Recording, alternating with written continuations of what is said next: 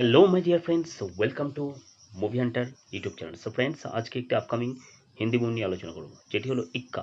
মুভিটি পরিচালনা করেছেন সিদ্ধার্থ পি মালহোত্রা এবং প্রধান চরিত্রে অভিনয় করেছেন সানি দেওয়াল, অক্ষয় খান্না, দিয়া মির্জা, তিলোত্তমা সোম, আকাঙ্ক্ষা রঞ্জন কাপুর, সঞ্জিতা শেখ, শিশির শর্মা, গুরিন্দন পাওয়ার, ইভান রন্ডেগ্রেজ ও আরও অনেকে।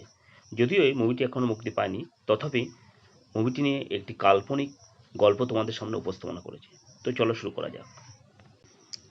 একসময় দেশের সবচেয়ে সৎ ও নির্ভীক আইনজীবী ছিলেন অর্জুন মেহরা। আদালতে তিনি কখনো অর্থ বা ক্ষমতার কাছে মাথা নত করেননি। অপরাধী যতই প্রভাবশালী হোক, আইনের চোখে সবাই সমান, এটাই ছিল তার নীতি। কিন্তু 25 বছর আগে তিনি এক কুখ্যাত অপরাধীকে জেলে পাঠিয়েছেন। সেই ঘটনার পর তার জীবনে অনেক শত্রু তৈরি হয়। বর্তমানে অর্জুন শান্ত জীবন কাটাতে চান। শ্রী মীরা এবং মেয়েকে নিয়ে তিনি সুখী। ঠিক তখনই একদিন শহরে সবচেয়ে আলোচিত হত্যাকাণ্ড ঘটে। একজন শিল্পপতি প্রকাশ্যে দিবালোকে খুন হন। পুলিশ গ্রেপ্তার করে রহস্যময় ব্যক্তি কবির সিংকে। সবাই মনে করে কবিরই খুনি, কিন্তু আদালত থেকে নির্দেশ আসে তার পক্ষে দাঁড়াবেন অর্জুন মেহরা। অর্জুন অবাক হয়ে যান, কারণ কবির সেই মানুষ যার জীবন তিনি বহু বছর আগে ধ্বংস করেছিলেন। কবির জেলের ভিতর থেকে বদলে গেছে, তার চোখে প্রতিশোধের আগুন, কিন্তু মুখে অদ্ভুত শান্তি।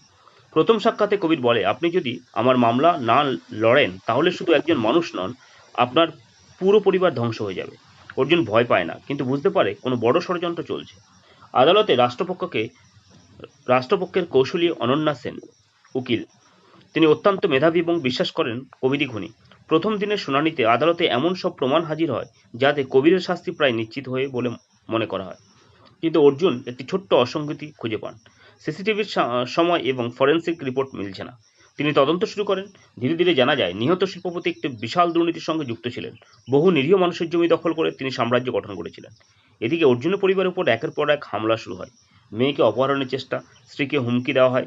সবাই অর্জুনকে মামলা ছেড়ে দিতে বলে, কিন্তু তিনি পিছিয়ে যান না। আদালত একের পর এক সাক্ষী হাজির হয়, কেউ সত্য বলে, কেউ মিথ্যা।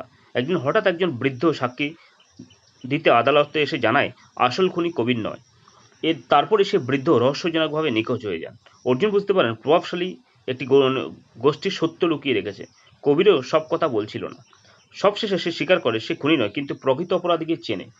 কেন সে এতদিন চুপ ছিল? কারণ অপরাধীদের হাতে তার ছোট্ট ভাই বন্দী ছিল। এবার অর্জুন ও অনন্যা একসঙ্গে সত্যের সন্ধানে নামে। তদন্তে উঠে আসে এক প্রভাবশালী রাজনৈতিক ব্যবসায়ী চক্রের নাম, যারা বছরের পর বছর বিচার ব্যবস্থাকেও প্রভাবিত করেছে। শেষ শুনানির দিন আদালত দর্শকে ভরে যায়। অর্জুন একের পর এক প্রমাণ তুলে ধরেন। ডিজিটাল তথ্য, ফরেন্সিক রিপোর্ট এবং প্রত্যক্ষদর্শীর বয়ানে স্পষ্ট হয়ে যায় প্রকৃত খুনি অন্য একজন।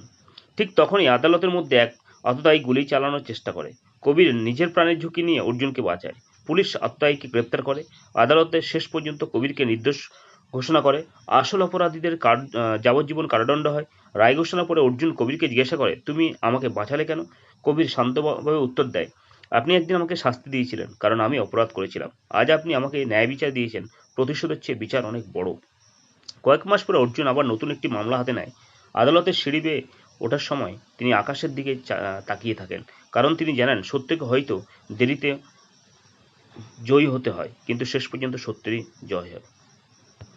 সো ফ্রেন্ডস, এটুকুনি ছিল আজকের এই গল্প, এবং মুভিটি ভালো লাগলে অবশ্যই লাইক, শেয়ার এবং সাবস্ক্রাইব করবে। ধন্যবাদ।